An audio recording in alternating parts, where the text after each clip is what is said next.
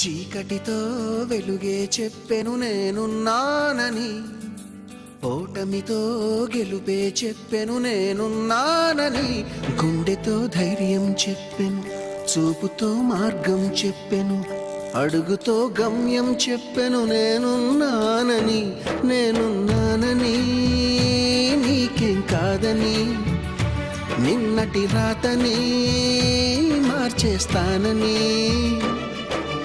నేనున్నానని, నీకేం కాదని, నిన్నటి రాతని మార్చేస్తానని.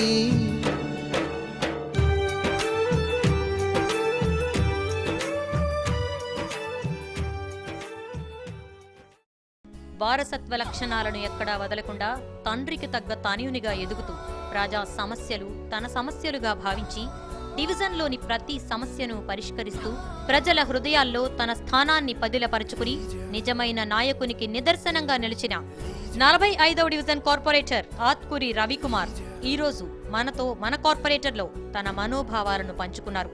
ఒక్కసారి అవేంటో చూద్దాం. ప్రేక్షకులకి నమస్కారం. ఈరోజు మనం ఒక సరికొత్త కార్యక్రమంతో మీ ముందుకు వచ్చాం. డివిజన్లో జరిగే అభివృద్ధిపై ప్రజలకు అవగాహన కల్పించేందుకే నడుంకట్టింది మన డి ఛానల్. డి ఛానల్లో జరిగే అభివృద్ధి, జరగబోయే అభివృద్ధిపై ప్రత్యేక కార్యక్రమంతో మీ ముందుకు వస్తున్న కార్యక్రమమే ఈ మనతో కార్పొరేటర్. ఈ రోజు అభివృద్ధికి మారుపేరుగా నిలిచిందని చెప్తున్న 45వ తెలుగుదేశం పార్టీ కార్పొరేటర్ ఆత్కూరి రవి గారితో మనం ఉన్నాం. వారిని అడిగి మరికొన్ని వివరాలు అడిగి తెలుసుకుందాం. నమస్కారం సార్. అసలు మీరు రాజకీయాల్లో రావడానికి గల కారణాలు ఏంటి? మరి ఈరోజు మాకు తెలియజేయాల్సిందిగా కోరుతున్నాము. ముందుగా మా మధురా నగర్ ప్రజలకు, మా విజయవాడ నగర ప్రజలందరూ కూడా నా నమస్కారం. నా రాజకీయ రంగ ప్రవేశం అనేది మా చిన్ననాటి నుంచే మా నాన్నగారు మా గ్రామానికి మున్సిపల్గా ఉండటం, మా బావగారు అదే గ్రామానికి ప్రెసిడెంట్గా ఉండటం, నా చిన్నప్పటి నుంచి కూడా ఆ ప్రభావం నా మీద పడి రాజకీయాల్లోకి నేను రావడానికి ఒక బలమైన కారణం అది. ఆ క్రమంలో మా గ్రామం నుంచి మేము మధురానగర్ రావడం జరిగింది. మధురానగర్ వచ్చిన తర్వాత మా ఎమ్మెల్యే గారు సమక్షంలో 2004 సంవత్సరంలో తెలుగుదేశం పార్టీలోకి రావడం జరిగింది. పార్టీలో వచ్చిన కాడి నుంచి ఈ డివిజన్ ప్రెసిడెంట్గా city Telugunadu trade union circle అనేది అదొక కార్మిక సంఘాల దానికి జనరల్ సెక్రటరీగా నేను 7-8 రకాల పదవులు సిటీలో నేను ప్రతిపక్షంలో మా తెలుగుదేశం పార్టీ ఉండగా చేయడం జరిగింది. ఈ క్రమంలో మొన్న 2014 ఎలక్షన్లో కార్పొరేటర్గా చేసే అవకాశం మా ఎమ్మెల్యే గారు నాకు కల్పించారు. ఫస్ట్ అటెంప్ట్లోనే మేము మధురానగర్ డివిజన్లో గెలవడం జరిగింది. ఆ రకంగా నా రాజకీయ రంగ ప్రవేశం జరిగిందమ్మా. Thank you sir. మరి ఎన్నికల్లో చాలా హామీలు ఇవ్వటం జరిగింది. మరి వాటిని నెరవేర్చారా? ప్రజల్లో మరి వాటిపై సంతృప్తిగా ఉన్నారా? మధురానగర్లో నేను గెలిచిన తర్వాత ఎలక్షన్లో ఇచ్చిన వాగ్దానాలని 100% నెరవేర్చాము. మేము ఇక్కడ గత 8 సంవత్సరాలుగా ఆగిపోయి ఉన్న వంతెన, మా మధురానగర్ వంతెన ఇప్పుడు మీరు చూదురుగానే అది, ఆ వంతెన పరిశీలిద్దాం. అసంపూర్తిగా దాదాపు కోట్ల రూపాయల గవర్నమెంట్ పథకాన్ని, కార్పొరేషన్ నిధులను తీసుకొచ్చి నిరుపయోగంగా పడేసినటువంటి వంతెన, మా వంతెనని, ఆ వంతెనని మా ఎమ్మెల్యే గారి సహకారంతో మా మినిస్టర్ గారు నారాయణ గారిని 2 టైమ్స్ నేను డివిజన్లో తీసుకుని వచ్చి మా కార్పొరేషన్లో డబ్బులు లేకపోయినా కూడా రాష్ట్ర గవర్నమెంట్ నుంచి స్పెషల్ ఫండింగ్ 6 కోట్ల రూపాయలు రిలీజ్ చేయించి ఈరోజు దేవినగరు అటు అవతల పక్క వాంబే కాలనీ మొత్తానికి కూడా రహదారి ఏర్పాటు చేయడం జరిగింది. దరిదాపులుగా విజయవాడ నగరాన్ని సింగనగర్ ప్రాంతంతో కలిపే అత్యంత ప్రధానమైన రహదారి ఇది. దీనివల్ల 1,00,000 మంది జనాభాకి సిటీలోకి వెళ్లకుండా, సింగనగర్ ఫ్లైఓవర్ ఎక్కకుండా సిటీలోకి డైరెక్ట్గా వచ్చే మార్గం ఇది. ఫస్ట్ నా తొలి విజయం ఈ వంతెనతో మధురానగర్లో స్టార్ట్ అయిందమ్మా. అట్లాగే ఈ వంతెనతో పాటు మధురానగర్లో ఆ రోజున ఎలక్షన్లో మేము ఇచ్చిన హామీలు, మా మధురానగర్లో ముఖ్యమైన సమస్య ఇళ్ల పట్టాల రిజిస్ట్రేషను. మాకు ఇందిరా కాలనీ, నేతాజీ కాలనీ కొన్ని ఏరియాల్లో గవర్నమెంట్ సీలింగ్ ల్యాండ్స్ ఉన్నాయి. వాటిని గత 30 సంవత్సరాలుగా ఆ సమస్యని అట్లాగే పెండింగ్లో ఉంచుకుంటూ రావడం జరిగింది. ఎలక్షన్లో మా ఎమ్మెల్యే గారితో పాటు మేము కూడా ఇచ్చిన హామీ, ఆ హామీ ప్రకారం మన సీఎం గారితో మాట్లాడి మొన్నే 2 డేస్ బ్యాకే స్పెషల్ రిజిస్ట్రేషన్ కేటగిరీ కింద చేయమని చెప్పిచ్చేసి ఈ ఇళ్ల పట్టాల సమస్యను దాన్ని పరిష్కరిస్తున్నాం. దరిదాపులుగా ఓకే అయిపోయినట్టే సీఎం గారు కూడా గ్రీన్ సిగ్నల్ ఇచ్చారు. మా మధురానగర్ ప్రాంత వాసులకి అది కూడా నిజంగా చాలా మంచి అవకాశం ఈసారి రిజిస్ట్రేషన్ చేయించుకుంటాం అనేది. వాళ్ళ పిల్లల చదువులకు కానీ లోన్లకు కానీ బ్యాంకు లోన్లకు కానీ ఏ విధంగా అయినా కూడా ఉపయోగపడే విధంగా మా ఎమ్మెల్యే గారి ఆధ్వర్యంలో ఆ పని పూర్తి చేయడం జరిగింది.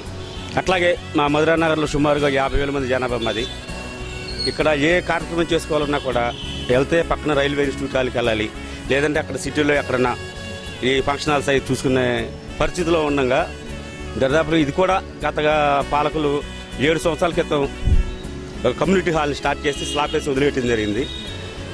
మా ఎలక్షన్లో హామీ ప్రకారం మా ఎమ్మెల్యే గారి దృష్టికి ఆ విషయం నేను తీసుకెళ్తే ప్రజెంట్ ఉన్న పరిస్థితుల్లో మా కార్పొరేషన్లో ఫండింగ్ లేకపోయినా కూడా 50 లక్షల రూపాయలు ఎంపీ గారి ఫండింగ్ రిలీజ్ చేయించేసి టెండర్ దశకు వచ్చింది. ఒక 6 నెలల్లో అది కార్యక్రమం ముగిచ్చేసి జనాలకు అందుబాటులో తీసుకొస్తాం. ఇక మా మధురానగర్లో కమ్యూనిటీ హాలు ఏదైనా ఫంక్షన్ చేసుకోవాలన్నా కూడా ఆ ఇబ్బంది కూడా లేకుండా కూడా జరిగిపోయింది. నెక్స్ట్ పప్పుల మిల్ దగ్గర వంతున మధురానగర్ నుంచి బీఆర్టీఎస్ నుంచి కలిపే వంతున కూడా అది కూడా గత 3 సంవత్సరాల నుంచి అయిపోయింది. మా ఎమ్మెల్యే గారి దృష్టికి తీసుకెళ్ళాం. ఇమ్మీడియట్లీ దాన్ని వర్క్ పూర్తి చేపించి జనాలకు అందుబాటులో తీసుకురావడం కూడా జరిగింది. రవి గారు, మరి మీ డివిజన్లో ప్రజల కోసం మీరు ఎలాంటి అభివృద్ధి పనులు చేశారు? అదేవిధంగా మరి దీనిలో భాగంగా మేయర్ గారు కానీ అలాగే ఎమ్మెల్యే గారు కానీ ఏ విధంగా సహకరిస్తున్నారు? ఇక్కడ మీకు ముందలుగా ఒక విషయం మీకు తెలియపరిచేది ఏంటంటే 2014లో మేము తెలుగుదేశం పార్టీ మా కౌన్సిల్ ఏర్పడి మేము అధికారం స్వీకరించే నాటికి 450 కోట్ల రూపాయలతో మాకు కార్పొరేషన్ని కాంగ్రెస్ పార్టీ వారు మాకు అప్పచెప్పడం జరిగింది. అప్పటికి మేము మా కౌన్సిల్ ఏర్పడిన తర్వాత గత 6 మాసాలుగా వాళ్ళకి శాలరీస్ లేవు కార్పొరేషన్ ఎంప్లాయీస్కి. అటువంటి పరిస్థితుల్లో మేము పరిపాలన స్వీకరించడం జరిగిందమ్మా. నిజంగా ఎంత దుర్భరమైన పరిస్థితి అంటే ఆ రోజున కార్పొరేషన్ పరిస్థితి 6 నెలలుగా శానిటరీ వర్కర్లు కానివ్వండి, ఆఫీస్ స్టాఫ్ కానివ్వండి, కార్పొరేషన్ ఎంప్లాయీస్ జీతాలు ఇవ్వలేని పరిస్థితుల్లో మేము వచ్చాము. అటువంటి దాన్ని ఈ 2 సంవత్సరాల కాలంలో మా ఎమ్మెల్యే గారి ద్వారా కానివ్వండి, మా మేయర్ గారి వల్ల కానివ్వండి, విజయవాడ నగరాన్ని ముందల ఇంటి అవసరాలు తీర్చే విధంగా నెలంతా పనిచేసి శాలరీస్ లేకపోతే జరిగే పరిణామాలు మనందరూ తెలిసినాయి. అటువంటిది అప్డేట్ తీసుకొచ్చి వాళ్ళందరికీ ఉద్యోగస్తులందరూ కూడా శాలరీస్ నెలలా వచ్చి ఏర్పాటు చేయడం జరిగింది. నిజంగా మేము చాలా గర్వించదగ్గ విషయం ఇది. అటువంటి పరిస్థితుల్లోంచి మళ్ళీ విజయవాడ నగర కార్పొరేషన్ నుంచి ఈ రోజున ఈ స్థాయి మేము తీసుకొచ్చామంటే గత పాలకులు చేసిన తప్పులు నిజంగా ప్రజలన్న వాళ్ళు చరిత్రలో క్షమించడానికి తప్పులు చేసిందంటే కాంగ్రెస్ పార్టీ చేసిన తప్పులు మేము సరిదిద్దుకుంటూ వచ్చేదానికి ఈ 2 సంవత్సరాలు టైం పట్టింది. ఇక అట్లాగే మా డివిజన్ అభివృద్ధికి మా మేయర్ గారు కానీ మా ఎమ్మెల్యే గారు కానీ మీరు అడిగిన ప్రశ్నకి సమాధానం వండర్ఫుల్. ఈ రోజున మధురానగర్ అన్న దానికి దాదాపుగా కోట్ల రూపాయల నిధులు తీసుకొచ్చి ఆగిపోయిన పనులను కూడా మేము చేపించడం జరిగింది. ఈ రోజున మా మధురానగర్ ప్రాంతం కూడా అన్ని రకాలుగా మా మేయర్ గారి సహకారంతో మా ఎమ్మెల్యే గారి సహకారంతో ముందుకు దూసుకెళ్తూ ఉంది అభివృద్ధి పదంలో. ఇదే కంటిన్యూషన్గా ఇదే పద్ధతిలో మాకు మేయర్ గారి సహకారం కానీ మా ఎమ్మెల్యే గారి సహకారం ఇంకా మేము ఎక్కువ తెచ్చుకుంటాం. నా డివిజన్ ఇంకా డెవలప్మెంట్ చేసుకుంటాం మేము. రవి గారు, మీ డివిజన్లోని ప్రజలు కొన్ని మేజర్ సమస్యలు మాతో చెప్పుకున్నారు. సమస్యలు కూడా ఉన్నాయి కానీ అంటే ఈ కాలువ మనదాకా రాలే, ఇప్పుడు కొద్ది వస్తుంది. కానీ దోమ సమస్య బాగా ఉన్నాయి. పోయిన కమిషనర్ గారు కూడా చెప్పాం నడుచుకుంటా పాదయాత్రలో అండి దోమల సమస్య ఉన్నాయి చేసి పెట్టండి అడిగాం, చేస్తానన్నారు. తర్వాత డివిజన్లో ఏ సమస్య లేదండి. రోడ్ల సమస్యగా ఉన్నాయి, ఇరుగ్గా ఉన్నాయి. ఈ వంతులు వేసిన తర్వాత కొంచెం రోడ్లు కొద్దిగా విస్తారంగా ఉంది, బాగా ఉంది, చక్కగా వెళ్ళి వస్తున్నారు. ఇంకొద్దిగా పనులు ఉన్నాయి, అది కూడా చేస్తే అన్నీ బాగుంటాయండి. దోమలు మాత్రం కొంచెం బాగా ఎక్కువగానే ఉంటున్నాయి. దానికి కూడా గవర్నమెంట్ వీళ్ళు చర్యలు తీసుకుంటున్నారు కానీ అవి అరికట్టలేకపోతున్నారు ఈ సైడ్ కాలువల వల్ల వాటి వల్ల. ఇంకా మిగతాదంతా బాగానే ఉంది. ఏమండి, రోడ్ల సమస్యలు ఏమీ లేవు, అంతా బాగానే ఉంది, పర్ఫెక్ట్గానే ఉంది. వాటర్ ప్రాబ్లం కూడా ఏమీ లేదు, వాటర్ కూడా బాగా వస్తుంది, ప్యూరిఫైగా ఉంటా ఉంది. నా పేరు శ్రీధర్ అండి. ఇక్కడ ఫస్ట్ తోట 2వ లైను వాటర్ ట్యాంకులు పక్క ఇల్లు మాది. ఇక్కడ రవి గారు వచ్చిన తర్వాత మాకు ఈ రోడ్లు ఇది కానీ లేకపోతే డ్రైనేజ్ సిస్టమ్ కానీ ఇది కానీ బాగా డెవలప్ చేశారు. ఇది స్ట్రీట్ లైటింగ్ కానీ ఇది కానీ పారిశుద్ధ్యం అది బాగా మెరుగుపరుస్తున్నారు ఎప్పటికప్పుడు. ఇది అవుతాయి. ఆయన వచ్చిన తర్వాత మాకంటూ ఇంతకుముందు ఉన్న సమస్యలు ఏవి లేకుండా పోయినాయి. ఇప్పుడు కొద్దిగా దోమల సమస్య కొద్దిగా ఉందండి. మరి అది పక్కన ఏలూరు కాలం ఉండటం మూలన దాంట్లో మురుగు బారదలు ఉండటం మూలన కాస్త ఎక్కువగా ఉంటుంది. దానికి కూడా కొద్దిగా ఫాగింగ్ అది చేస్తాం, ఇది చేస్తాం, దాని మీద కొద్దిగా ఇది చేస్తూ ఉన్నారు. అది మాకైతే ప్రస్తుతానికి మా ఫస్ట్ తోటలో రోడ్లు ఇరుకులేయండి, అన్ని విశాలంగానే ఉన్నాయి, బాగున్నాయి. అన్ని ఈయన వచ్చిన తర్వాత సిమెంట్ రోడ్లు అయిపోయినాయి, బాగా స్ట్రీట్ లైట్ బాగున్నాయి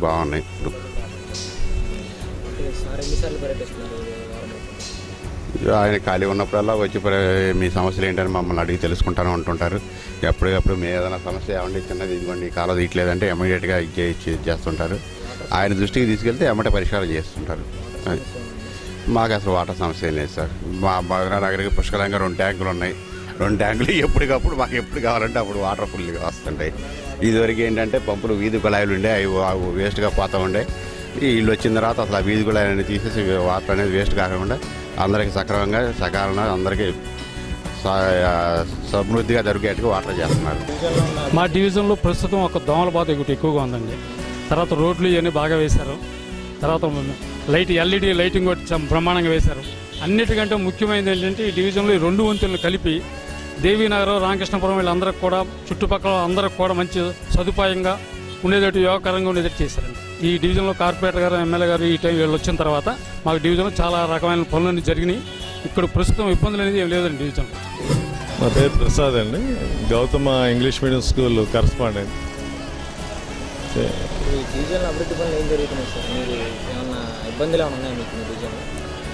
డివిజన్లో అంటే ఇప్పుడు తెలుగుదేశం వచ్చిన తర్వాత కార్పొరేషన్లో అంతకుముందు కాంగ్రెస్ వాళ్ళు ఉన్నారు, వాళ్ళు చేశారు. అన్ని పార్టీలు బాగానే చేసినాయి. ఇప్పుడు తెలుగుదేశం కార్పొరేటర్ గెలవటం, ఇక్కడ రోడ్లన్నీ కూడా మళ్ళీ వేసుకుంటూ వచ్చారు. అయితే ఒక శానిటరీ మాత్రమే కొంచెం ఇక్కడ ఇబ్బందికరంగా ఉందండి. మిగతా అన్నీ బాగానే ఉన్నాయి. ఎక్కడ ఎప్పుడు ఒక లైట్ వెలగకపోయినా కార్పొరేటర్ గారికి కానీ వాళ్ళ మనుషులకు ఫోన్ చేసినప్పుడు వెంటనే యాక్షన్ తీసుకోవటం అవన్నీ బాగానే ఉన్నాయి. మిగతా విషయాలు అయితే ఏంటంటే కళ్యాణ మండపం ఒకటి ఈ మధ్య శంకుస్థాపన చేశారు. అది కూడా అయిపోతే ప్రజలకు ఇంకా ఎంతో ఉపయోగపడుతుంది. ఇంకొకటి ఇక్కడ పార్కింగ్ సమస్య అండి. మెయిన్ రోడ్లో కూడా బీసెండ్ రోడ్డు కంటే కూడా ఎక్కువ రష్గా ఉండే రోడ్డు ఇది. ఇక్కడ నుంచి పాయకాపురం వరకు జనం ఈ రోడ్లోనే వెళ్తూ ఉంటారు. ఇక్కడ ఉన్న షాపుల వాళ్ళు కానీ హాకర్స్ కానీ రోడ్డు మధ్యలో పెట్టేసేసి ఈ ట్రాఫిక్ ఎంతో ఇబ్బంది కలిగిస్తున్నారు. దానివల్ల రోజు చిన్న యాక్సిడెంట్లు ఎక్కువ అవుతూ ఉన్నాయి. అది ఒకటి సీరియస్గా పట్టించుకోమని చెప్పి మేము కార్పొరేటర్ గారికి చేరుతున్నాం. అలాగే ఏలూరు కాలువగట్టు మీద ఉన్నటువంటి ఇళ్ళన్నీ తీసేసి వాళ్ళకి జక్కంబూడిలో ఇల్లు ఇవ్వడం జరిగింది. అక్కడ ఇల్లు తీసేసిన తర్వాత కొత్తగా 2 చర్చిలు ఏర్పాటు చేశారు. ప్రార్థనా మందిరాలు అనేది ఒకసారి ఏర్పాటు చేసిన తర్వాత తీయాలంటే ఎన్నో కష్టాలు ఉంటాయి కాబట్టి అది ఎన్నోసార్లు మేము ఎమ్మెల్యే గారి దృష్టికి కూడా తీసుకెళ్ళాము. మరి దాని మీద యాక్షన్ జరగలేదు. అలాగే ఏలూరు కాలువగట్టున ఇల్లు తీసేసిన ప్రాంతాన్ని త్వరగా అభివృద్ధి చేయాలని చెప్పేసి మేమంతా కోరుకున్నాం. ఎందుకంటే అవన్నీ అడవిలాగా పెరిగిపోయి పాములు తిరగటం, రోడ్ల మీదకి చెట్లు వచ్చి ప్రయాణికులకి ఇబ్బంది కలగటం కూడా జరుగుతుంది. అదొకటే మెయిన్ సమస్య. మిగతా అన్నీ బాగున్నాయండి. ఇక్కడ స్టేషన్ కూడా బాగా అభివృద్ధి చెందుతుంది. అలాగే దేవీనగర్కి వెళ్ళే వంతెన కూడా పూర్తయింది కాబట్టి ఇక్కడ డెవలప్మెంట్ చాలా బాగుంది. మెయిన్ సమస్య ఈ మెయిన్ రోడ్లో ట్రాఫిక్ సమస్య అండి. దాన్ని నిర్మూలించగలిగితే కొంచెం దాని మీద యాక్షన్ తీసుకుంటే మధురానగర్ ప్రాంత వాసులు హాయిగా ఉంటారని చెప్పేసి ఈ సందర్భంగా తెలియజేస్తున్నారు. మా కార్పొరేటర్ గారు మరి ప్రజల్లో ఇంకా మంచి పేరు తెచ్చుకుని ఇంకా కొంచెం మంచి పొజిషన్కి వెళ్ళాలని మేము అందరం కోరుకుంటున్నాం. ఎందుకంటే ఆయన వెనకాల నిలబడి మేము అందరం కష్టపడి ఆయన్ని గెలిపించడం జరిగింది. ఇంకా ముందు మరి ప్రజల సమస్యలు తెలుసుకోవడం అనేది కార్పొరేటర్ ముఖ్య నిర్వహణ ఇది భావించి ప్రజల్లో తిరగాలి, ప్రజల్లో మంచి పేరు తెచ్చుకోవాలి. అలాగే పార్టీ పరంగా కానీ ఇంకా హోదా పరంగా కానీ ఇంకా పై పదవులు అలంకరించాలని చెప్పేసి మేమందరం కోరుకుంటాం. రోడ్ల సమస్య, దోమల సమస్య, ఇలా వాటి పరిష్కారంలో మీరు ఎటువంటి చర్యలు తీసుకుంటున్నారు? మా డివిజన్లో మేజర్ సమస్యలు అంటే నాకు తెలిసి దోమల సమస్య. ఇప్పుడు చూసారు ఆల్రెడీ వర్క్ జరుగుతూ ఉంది. ఎక్కడెక్కడ చెత్త చెదారం ఖాళీగా మొన్న ఈ కాలువగట్ల పీకిన క్రమంలో ఈ ఇళ్ళని ఖాళీ చేసి ఈ ఏరియా అంతా వేకెట్గా నేను కార్పొరేషన్కి అప్పచెప్పడం జరిగింది. అందులో కొంతమందికి ఆ రోజున ఇల్లు ఇవ్వలేదు. మా గవర్నమెంట్ వచ్చిన తర్వాత 40 మందికి నేను మళ్ళీ రీఇన్యూవేషన్ చేపించి అర్హులైన వాళ్ళందరూ కూడా ఇల్లు ఇప్పించి ఇక్కడి నుంచి తరలించడం జరిగింది. ఈ తీసేసిన ఇల్లు దగ్గర ఖాళీగా ఉండటం వలన బయట వ్యక్తులు తీసుకొచ్చి ట్రాక్టర్తో చెత్త చెదారం వేయటం జరుగుతుంది. నిన్న మేము కార్పొరేషన్లో మాట్లాడి వాళ్ళు జేసీబీ తీసుకొచ్చి మొత్తం క్లీన్ చేయించి చెత్త చెదారం లేకుండా మొత్తం క్లీన్. దోమల సమస్య మెయిన్ మాకు డివిజన్లో ఉన్నది. దానికి నిర్మూలనకి అన్ని రకాలుగా కూడా మలేరియా డిపార్ట్మెంట్తో మాట్లాడడం జరిగింది. కార్పొరేషన్ శానిటరీ సిబ్బందిని పెంచమని అడగడం జరిగింది. అట్లాగే ఇప్పుడు ఇప్పుడు 40 మంది పని చేస్తూ ఉన్నారు, ఇంకో 10 మందిని అదనంగా ఇచ్చారు. మ్యాక్సిమం మా వంతు మేము ప్రయత్నం చేస్తూ ఉన్నాం. ఈ వర్షాకాలంలో దోమలు పెరగకుండా అన్ని రకాలుగా కూడా నా డివిజన్ని కాపాడుకోవడానికి నా సాయశక్తులు ప్రయత్నం చేస్తున్నాము. రవి గారు, మీ డివిజన్లో ప్రజల మధ్య వారంలో ఎన్నిసార్లు పర్యటిస్తుంటారు? ఈ పర్యటనలో వారి సమస్యలను అడిగి తెలుసుకొని ఎంతవరకు పరిష్కరిస్తున్నారు? డివిజన్లో వారానికి ఒకసారి పర్యటించదు కదమ్మా. మా ఆఫీసు 24/7 మధురానగర్లకి నిత్యం అందుబాటులో ఉండేటట్టుగా మా తెలుగుదేశం పార్టీ ఆఫీసు ఉదయం 6 నుంచి నైట్ 10 గంటల దాకా తెరిసే ఉంటుంది. డివిజన్లో సమస్యలు ఎవరైనా ఎప్పుడైనా మా దృష్టికి వచ్చినాయి మేము డివిజన్లో పర్యటినప్పుడు పరిష్కరిస్తాం. లేదు మాకు సెంటర్లో మా తెలుగుదేశం పార్టీ ఆఫీస్ గత 15 సంవత్సరాల నుంచి ఉంది. ఇక్కడ జనాలందరికీ కూడా మా తెలుగుదేశం పార్టీ ఆఫీస్ అంటే వాళ్ళు నోటెడ్ ఇక్కడ అందరూ కూడా వాళ్ళు ఏ సమస్య వచ్చి వాళ్ళు చెప్పినా కూడా ఇమ్మీడియట్లీ నా స్థాయిలో అయితే నేను పరిష్కరిస్తా. నా స్థాయి కాదు, కొద్దిగా పెద్ద ఆఫీసులతో మాట్లాడాలంటే అంటే మా ఎమ్మెల్యే గారి దృష్టి విషయం తీసుకెళ్తాం. ఇమ్మీడియట్లీ సమస్యను పరిష్కారం చేసుకొని మేము అన్ని రకాలుగా ప్రయత్నాలు తీసుకుంటా ఉన్నాం.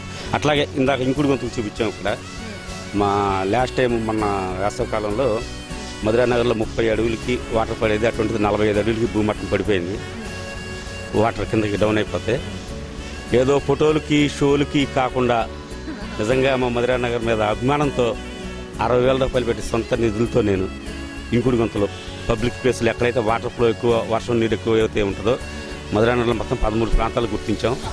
ఇంకుడు గొంతులు ఒక ఇంకుడు గొంతుకు వచ్చేసి దరిదాపులుగా 5,000 రూపాయలు ఖర్చు పెట్టాం. మేము సొంత ఫండింగ్తో ఖర్చు పెట్టి ఇంకుడు గొంతులను ఈ వర్షాకాలం నీటిని మళ్ళీ మధురానగర్ యొక్క వాటర్ని మేము గ్రౌండ్ లెవెల్ వాటర్ పెరిగే విధంగా అన్ని రకాలుగా కూడా మేము ప్రయత్నం చేస్తూ ఉన్నాం. ఇంకా డివిజన్లో సమస్యలు, డివిజన్ అభివృద్ధి. మేము 2014లో గెలిచి మేము అధికారంలోకి వచ్చే నాటికి మా మధురానగర్లో ఇచ్చే పెన్షన్లు 285 పెన్షన్లు, వికలాంగులు కానివ్వండి, వీడియోస్ కానివ్వండి, ఏ రకమైన పెన్షన్లు. అటువంటిది నేను వచ్చిన తర్వాత 800 పెన్షన్లు నేను ఈ రోజున మధురానగర్లో చేయడం జరిగింది. నెలకే 10 లక్షల రూపాయలు మా సీఎం గారు నారా చంద్రబాబు నాయుడు గారి ఆధ్వర్యంలో ఈ రోజున డివిజన్లో మేము పేద ప్రజలకు కానివ్వండి, వీడియోస్ కానివ్వండి, వితంతు పెన్షన్లకి, వికలాంగ పెన్షన్లకి నెలకు 10 లక్షల రూపాయలు అచ్చంగా నా ఒక డివిజన్లో నేను జనాలకు పంపిణీ చేయడం జరుగుతుంది. మా మధురానగర్లో ఎవరన్నా వచ్చి గవర్నమెంట్ పథకం మాకు పెన్షన్ కావాలని అడిగినా, దీపం పథకం కింద గ్యాస్ బండ్లు అవి కావాలని అడిగినా ఇమ్మీడియట్లీగా మేము మాకు ఆఫీసులో ఆన్లైన్ సిస్టమ్ ఉంది. నాకు ఏ రోజు ఫైల్ ఆ రోజు నేను క్లియర్ చేసి ఆన్లైన్ ద్వారా జనాలకు ఇమ్మీడియట్లీ 2-3 నెలల్లో పెట్టిన 2-3 నెలల్లో వచ్చే విధంగా అన్ని ఏర్పాట్లు చేసాం. ఆ చేసే క్రమంలో మధురానగర్లో కొత్త పెన్షన్లు ఈ 2 సంవత్సరాల్లో 600 నేను పెంచడం జరిగింది. 280 నుంచి ఈ రోజున 800 చిల్లకి నేను తీసుకురావడం జరిగింది. ఇంకా భవిష్యత్తులో కూడా ఈ 3 ఏళ్లలో మధురానగర్లో ఉన్న అర్హులందరికీ కూడా పెన్షన్లు కానివ్వండి, ఏ విధమైన పని కానివ్వండి, గవర్నమెంట్ పథకం కానివ్వండి, నా సాయశక్తిలో ప్రయత్నం చేస్తాను. ఈ హామీ నేను మధురానగర్ ప్రజలకు ఇస్తా ఉన్నాను. రవి గారు, ఒక చిన్న ప్రశ్న అండి. ఇక్కడ అభివృద్ధి అనేది ఒక్కరితో సాధ్యం కాదు. మరి మీరు చేసే అభివృద్ధిలో ప్రజలు మీకు ఎలా సహకరించాలని మీరు కోరుకుంటున్నారు? ఇది కరెక్ట్ అమ్మా. ఈ రోజున ఒక ఏరియా డెవలప్ అవ్వాలంటే జనాల్లో అవేర్నెస్ పెరగాలి. ముందులో ఇప్పుడు మా రామంజలి గారు ఈ పెద్ద ఈ సమస్యలు చెప్తా ఉన్నారు. అట్లాగే మీరు రాకపోతే నేనే చేసుకుంటానని చెప్తున్నారు. ఈయన స్ఫూర్తి మధురానగర్ ఉన్న ప్రతి ఒక్కరిలో కానీ ఉంటే మధురానగర్లో దోమల సమస్య కాదు, శానిటేషన్ సమస్య కాదు, అసలు ఏ సమస్య అనేది మధురానగర్లో ఉండదు. ఈ వయసులో కూడా ఈయన ఇంత బాధ్యతగా మాకు సమస్యలు తెలియపరుస్తా మా దృష్టిగా ఆయన సమస్యలు తీసుకొస్తా ఉన్నాడు. మేము స్పందిస్తాం. మా శానిటేషన్ సిబ్బందిని మేము ఇమీడియట్లీ మేము యాక్షన్గా రంగంలోకి తీసుకుంటాం. వీళ్ళ సమస్యను ఇమీడియట్లీ మేము తక్షణం పరిష్కరించేందుకు మేము ప్రయత్నం చేస్తాం. ఎవరు ఎంత అభివృద్ధి చేసినా విమర్శ తప్పదు. మీపై వచ్చే విమర్శలకు మీరు ఎలా స్పందిస్తుంటారు? నాపై వచ్చే విమర్శలు అంటే డివిజన్ యొక్క సమస్యలని ఇది మాకు తీర్చండి, లేకపోతే డివిజన్లో ఈ పని చేయట్లేదు, ఇది మీరు సరిగ్గా మీ వల్ల కావట్లేదు అన్న రకంగా విమర్శలు అయితే మేము స్వీకరిస్తాం. మా చేతనంత వరకు కూడా మేము డివిజన్ అభివృద్ధికి మేము పాటుపడతా ఉన్నాం. అట్లా కాకుండా పార్టీ పరంగా కానీ వ్యక్తిగత పరంగా కానీ వస్తే మేము చేయాల్సింది మేము చేసి చూపిస్తాం. అందులో డౌటే లేదమ్మా. అది విమర్శించే ప్రత్యర్థులు అయితే నాకు డివిజన్లో నాకు తెలిసి లేరు ఇక్కడ ఎవరో కూడా. ఒకవేళ అటువంటిది ఒకటి సమస్యలు వచ్చినా ఆ విమర్శనే మేము సమస్యగా తీసుకుంటాం. ఆ సమస్యల పరిష్కారం తీసుకు ఆలోచిస్తాం. ఇక అట్లా కాకుండా వ్యక్తిగతంగా పార్టీ పరంగా ఈ రోజున ఎంత అధ్వాన స్థితిలో ఈరోజు రాష్ట్రం ఉంది అనేది మన ఆంధ్రప్రదేశ్ ప్రజలందరికీ కూడా తెలుసు. ఇటువంటి పరిస్థితుల్లో ఈ రోజున మా సీఎం గారు చంద్రబాబు నాయుడు గారు ఆయన ముఖ్యమంత్రి అవ్వబట్టి ఈ రోజున ఆంధ్రప్రదేశ్ మళ్ళీ ప్రపంచ పటంలో గుర్తింపు పొందించే స్థాయిగా ఆయన తీసుకొస్తా ఉన్నారు అమరావతి నగరాన్ని.